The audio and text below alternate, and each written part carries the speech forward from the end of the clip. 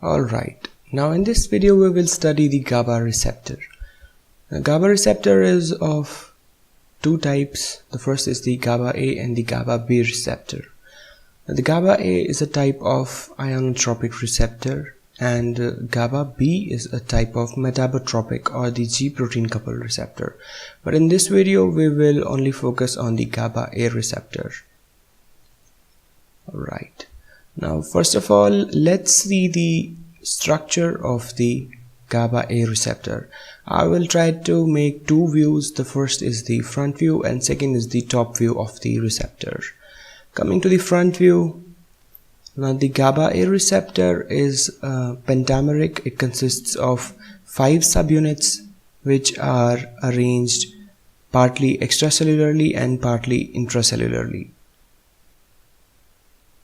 And these 5 subunits are 2 alpha subunits, 2 beta subunits and 1 gamma subunit arranged around a central pore. Now let's look at this receptor from the top view. It consists of the central chloride pore and 2 drug binding sites. Mainly it consists of 3 drug binding sites, but for the purpose of illustration I have just drawn 2. The first is the benzodiazepine binding site and the second is the GABA binding site.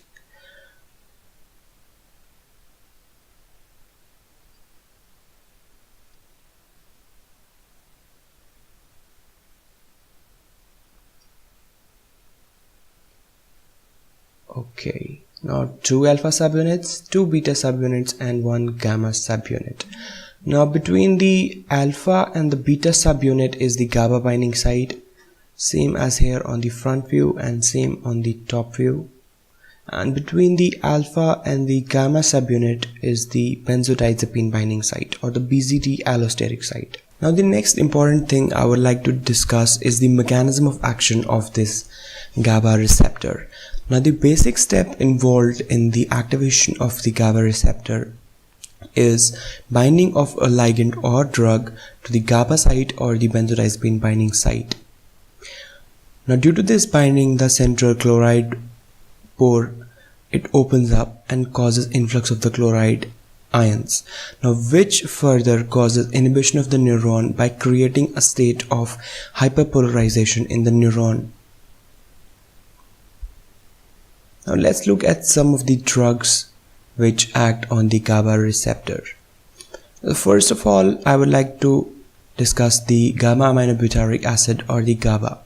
Now this drug, or it's basically an endogenous agonist of the GABA receptor. It is released at various sites in the CNS and it acts on the GABA site and causes the same sequence of events we have just discussed.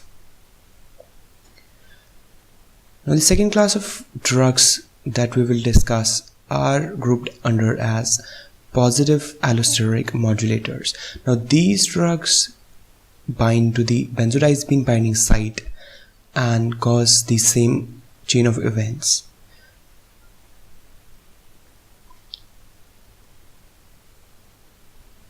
Now in this category, first of all we have the benzodiazepines, the diazepam, clonazepam. These just act on the benzodiazepine binding site. They are the positive allosteric modulators. Now second class of drugs are the barbiturates, the thiopental, and the third class of important drugs are the muscle relaxants like thiocolchicoside. Also alcohol acts on this site. And then we have some anesthetic drugs like propofol and etomidate. There are some other drugs, but they are not that important as these classes.